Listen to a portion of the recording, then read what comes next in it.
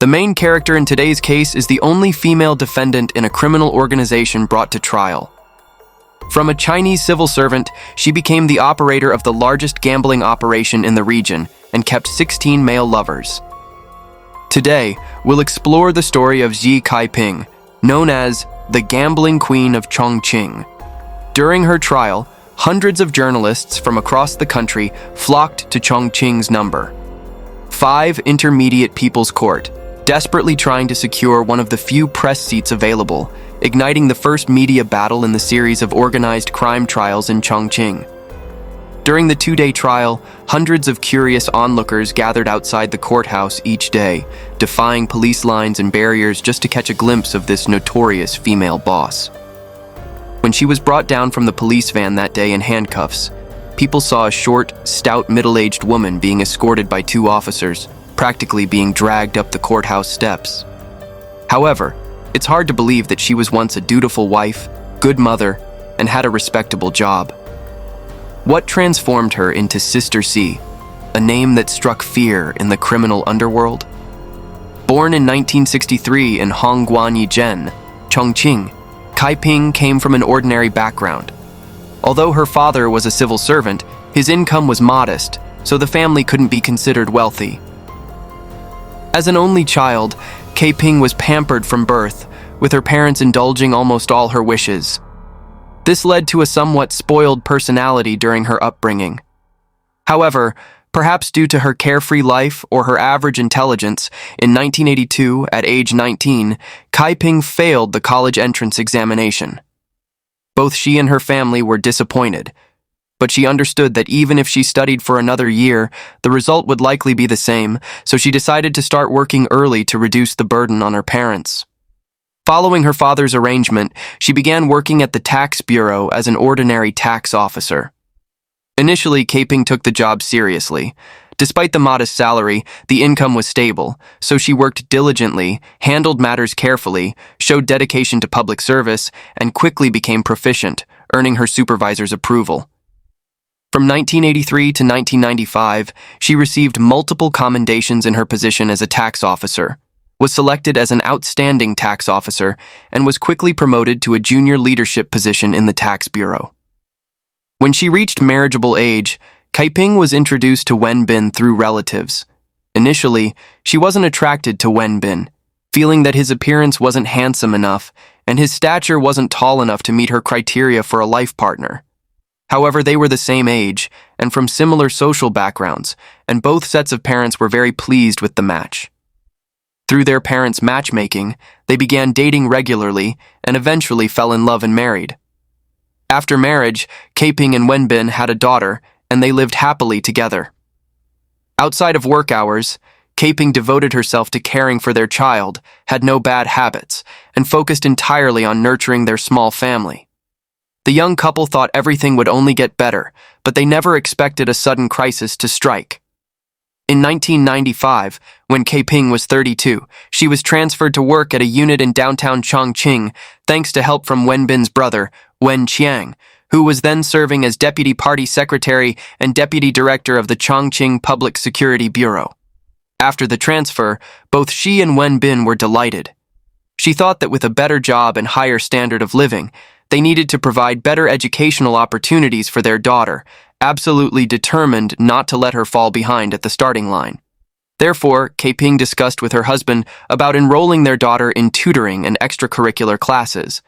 She was so eager for her daughter to succeed that she focused solely on cultivating her talents without considering whether their family income could sustain these expenses. By the time she came to her senses, she discovered their savings were nearly depleted. To address this financial shortfall, Caiping calmed down and seriously considered ways to make money. One day after work, passing by several hotpot restaurants, she noticed they were all packed with customers, seats filled to capacity, with long lines forming at the entrances. It was clear the hotpot restaurant owners must be making substantial profits. She thought, why don't I try doing the same? The more Caiping thought about it, the more feasible the plan seemed. She immediately raised capital from friends and relatives and began working with enthusiasm.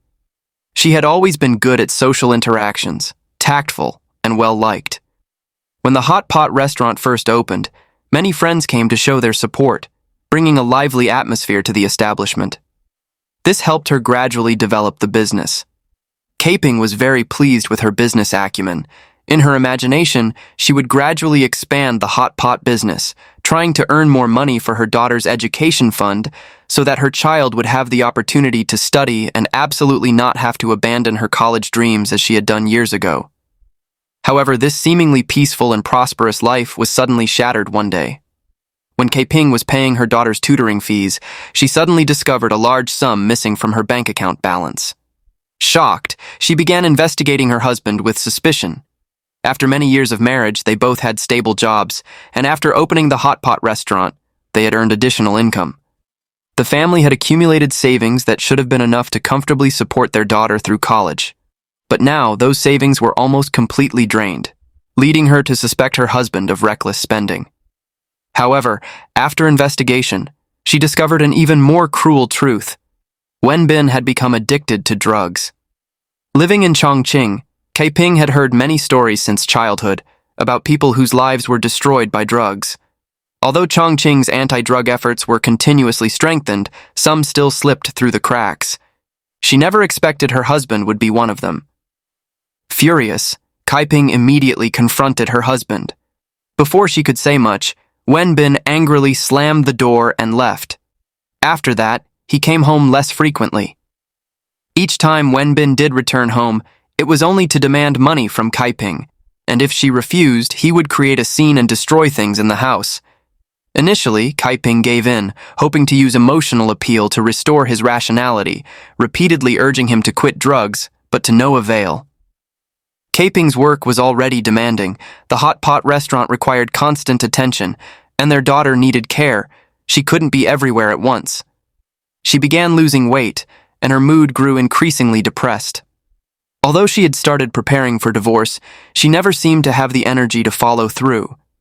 To relieve stress, Caiping started gambling. At the gambling table, social status didn't matter. Wins and losses were clear-cut, making it much easier to accept than her chaotic life. Whenever she sat at the gambling table, she could forget all her troubles, leave behind her unhappiness, and focus solely on the cards in her hands and the immediate outcomes before her. Gradually, she became addicted to this feeling. However, this hobby would eventually lead her down an increasingly dark path. In 1999, due to frequent work absences, Caiping was fired from her position. She wasn't upset about this, though. By this point, gambling was all she cared about. To earn more money to fund her gambling habit, Caiping devised a new plan. After assessing her assets and connections, she made a bold decision to open her own gambling house. In Caiping's view, running a gambling operation could satisfy her own needs, earn substantial money, and expand her social network. It seemed like a perfect plan.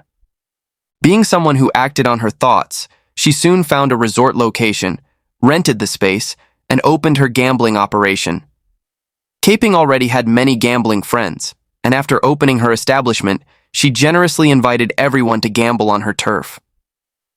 To ensure order in the gambling house and her own safety, Caiping decided from the start to recruit intimidating-looking thugs to work for her. With them supervising the gambling house, few dared to cause trouble. As the gambling operation expanded, the number of thugs under her command grew, following her to intimidate others. During the years Caiping ran her gambling operations, police investigated her multiple times, but she was skilled at manipulation, spending large sums annually to bribe relevant officials. As a result, police investigations usually ended without results. No one could touch her. This made Caiping even more arrogant, devising various schemes to keep customers in her gambling houses. Many customers would enter her establishments with large sums of money, only to lose everything in a single night. At such moments, Caiping would appear with a smile, offering to lend them money so they could continue playing. However, she had one strict rule.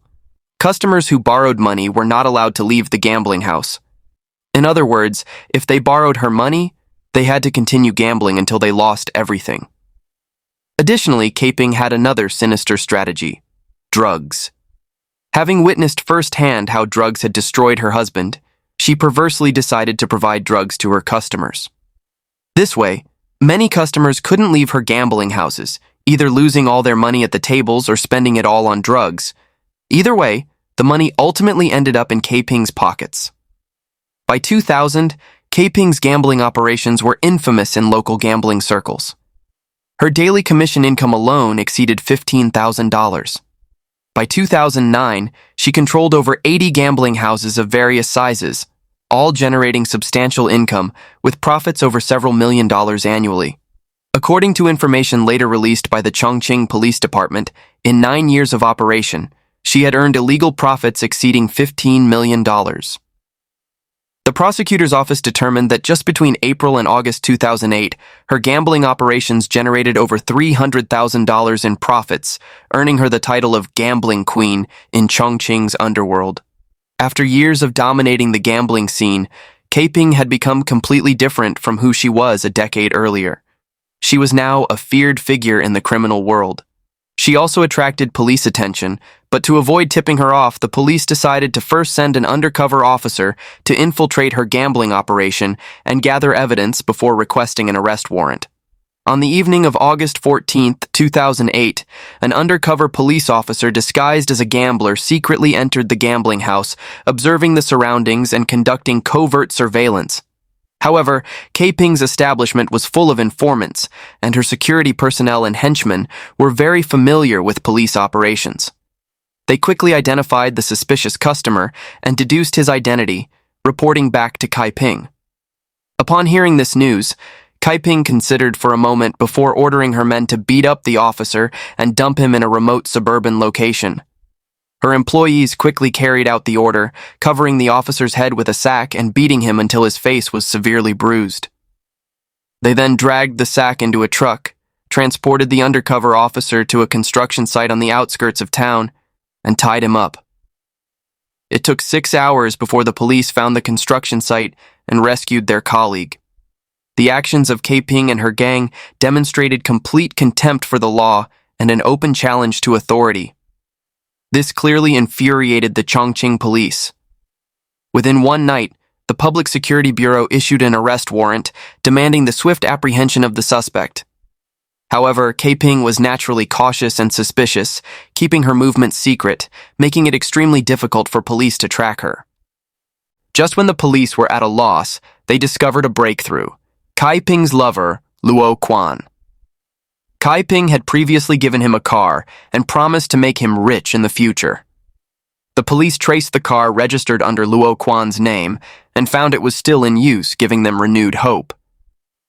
Unable to find Caiping directly, they began surveillance near her lover's residence.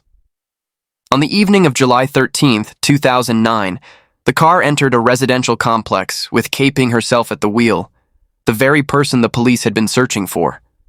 Police immediately tightened their net, approaching the vehicle from all directions and quickly apprehending Caiping. After her arrest, Caiping's face turned pale, all her previous arrogance completely gone.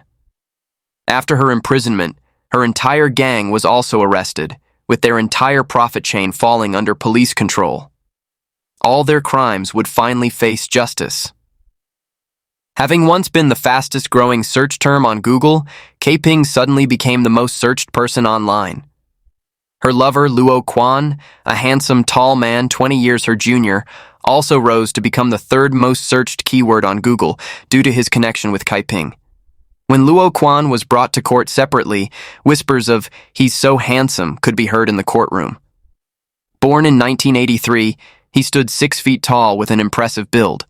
In court, Luo Quan admitted that Caiping had paid an $11,000 down payment for his car and given him $22,000 to open a shop.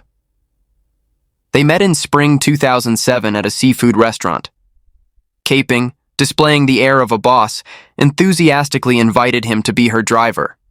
Seeing that Caiping had money and power, Luo Quan was eager to climb this social ladder to quick wealth.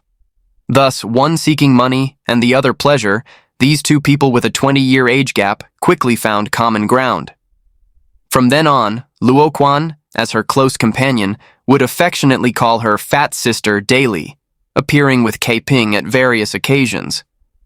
Especially in the gambling houses, this age-mismatched couple became inseparable. They would often share a chair, with Luo Quan attentively massaging her back, pouring tea, and feeding her. When Fat Sister was gambling, he would multitask, helping her monitor the cards and make plays. This lifestyle made Caiping extremely happy, giving her the feeling of a middle-aged woman experiencing a second spring. With her mood elevated and physical comfort assured, she began to spoil and trust Luo Quan, confidently delegating gambling house operations and conflict resolution to him. According to reports, to maintain his position as her cash cow, when Caiping became a wanted fugitive and was attempting to settle matters, Luo Quan rented various properties for her across the city, serving both as hideouts and their love nests. Even in court, with both Caiping and Luo Quan in handcuffs awaiting judgment, Caiping still showed special affection for him. Regarding the charges, Caiping denied involvement in illegal detention and all matters unfavorable to Luo Quan, trying to protect her lover. While Luo Quan admitted to some individual matters, he consistently maintained that Caiping was the gambling operations manager, stating that many gambling house operations were directly arranged by her. During his final court statement, he said, "I was deceived into joining this organization and committed illegal acts. I ask the court to consider this." Perhaps in the courtroom, hearing these words from her lover left Caiping feeling devastated. Many people questioned, as the sister-in-law of Wen Qiang, the deputy party secretary and deputy director of the Chongqing Public Security Bureau, how did Caiping dare to betray her husband? And why didn't Wen Qiang intervene or punish her? When journalists investigated, they concluded that Wen Qiang knew about this situation because in the criminal underworld, Caiping's affairs with her lovers were common knowledge, not secrets. Sources told reporters that the couple had reached a point where they no longer monitored each other, each living their own life without interference. The reason she wasn't expelled from the family by Wen Qiang was simply because she maintained good relations with Wen Qiang's wife, and they had mutual economic interests. Information from Chongqing police revealed that because Wen Bin had been addicted to drugs for many years and couldn't fulfill his marital duties, Caiping sought comfort with lovers outside the marriage. One cannot discuss Caiping without mentioning Wen Qiang. In Chongqing's anti-crime campaign that shocked the nation, Wen Qiang's name was the most symbolic, and his arrest was the most shocking. All this was due to his special status, former party secretary and deputy director of the Chongqing Public Security Bureau. Beyond these powerful positions, Wen Qiang had another identity few knew about. He was Chongqing's biggest crime boss. In the criminal underworld, everyone knew that the city's most powerful crime boss was actually Wen Qiang himself. According to information released by the Chongqing Police Department in Caiping's case, Wen Qiang had repeatedly intervened to rescue Caiping when she was arrested, instructing his subordinates to openly protect her gambling operations. Although Caiping had once stubbornly denied her connection to Wen Qiang, the series of information released by Chongqing police on the day of the trial exposed her special privileges. On October 25, 2000, the City Public Security Division of Chongqing deployed nearly 100 officers to raid Caiping's gambling house. A police officer was shot and killed by ex-convicts guarding the gambling money. However, just 10 minutes before the police action, a mysterious, fashionably dressed stout woman carrying a briefcase full of cash hurriedly left the gambling house, disappearing into the night. This person was Caiping. This case led to the prosecution of several high-ranking police officials for collusion with criminal organizations and cover-ups. However, Caiping, a shareholder in the gambling operation, remained untouched under her protector's umbrella. Even more shocking was that 2 weeks before the incident, police had seized several $1 million in gambling money and over 80 cars from the gambling house. Yet, despite the severity of the case involving a police officer's death, Wen Qiang could, with just one word, secure the release of all suspects and the return of all seized money and vehicles. On the evening of November 29, 2005, when Caiping and others were operating a gambling house in the Yangzhong district, the local police division mobilized over 200 officers for another raid, confiscating numerous gambling implements and arresting 103 people, seizing $50,000 in gambling money. However, this operation faced unprecedented pressure. The arrest operation had originally been planned for the previous evening, but when officers were sent to investigate, they discovered Caiping's group suddenly withdrawing before the raid. Division leaders realized there was a mole.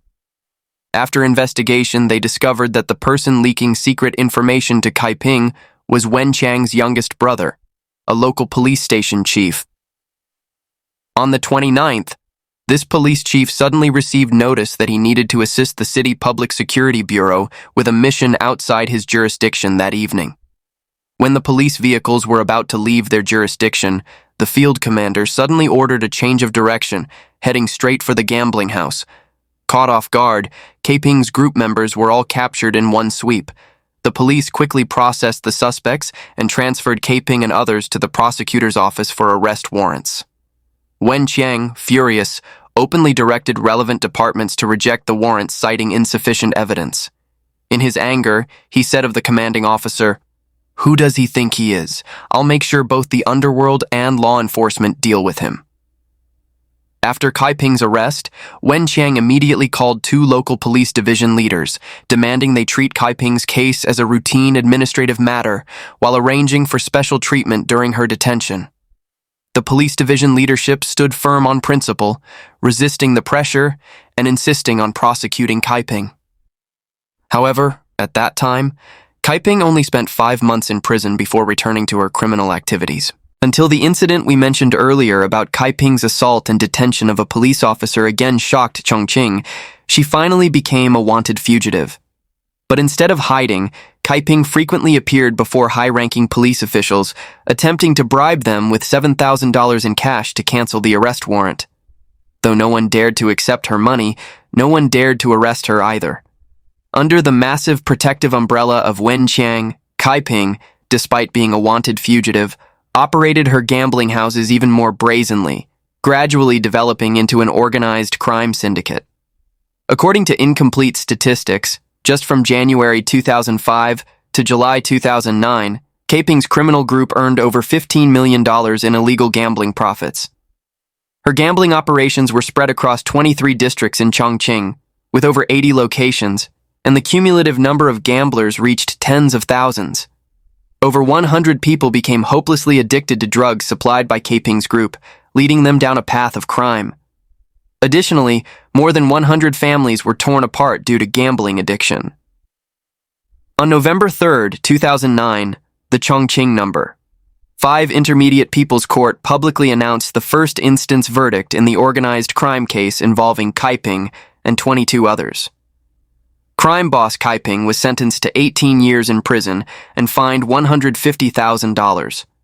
Besides Caiping, several corrupt officials who had accepted bribes and provided protection to the criminal organization received prison sentences ranging from 13 to 12 years.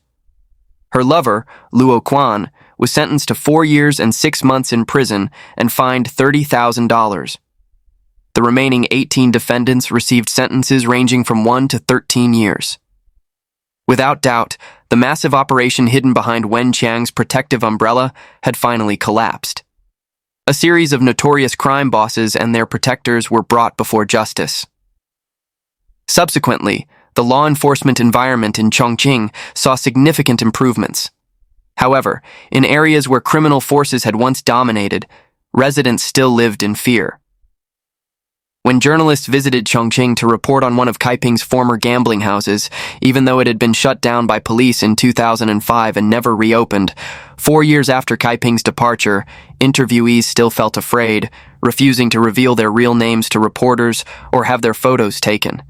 They feared retaliation from gang members who had escaped arrest or those who would eventually be released from prison. However, this anti-crime campaign achieved significant results. Various government officials and business executives involved in criminal activities received appropriate punishment, eliminating criminal elements that had existed in Chongqing for over 20 years. The central government mobilized tens of thousands of police officers to strike at criminal groups and expose their protectors to safeguard citizens' rights. When she appeared in court, Caiping looked haggard, her expression vacant, no longer showing any trace of her former imposing presence. She knew her fate was no longer in her hands. Even the extreme lies in her personal life had become part of her personal history. The case of Xie Caiping serves as a profound lesson about human corruption and systemic rot. From an ordinary civil servant, a devoted wife and mother, she gradually transformed into one of Chongqing's most notorious crime bosses. Her story also serves as a warning about how an ordinary person can become extreme and cruel when caught in the whirlwind of power and money. What's particularly noteworthy is that even after amassing enormous wealth, she never found true happiness, but instead lost her humanity. This case illustrated the importance of building a society where law enforcement is impartial and justice prevails. When protective umbrellas are shattered and crimes receive appropriate punishment, public faith in justice can be restored. The case stands as a stark reminder of how greed and the abuse of power can corrupt absolutely, leading a once respected civil servant down a path of no return. It demonstrates that no matter how powerful criminal organizations might become, justice will eventually prevail. What are your thoughts on this case? Please share your opinions in the comments below. Thank you for following along, and we'll see you in our next video.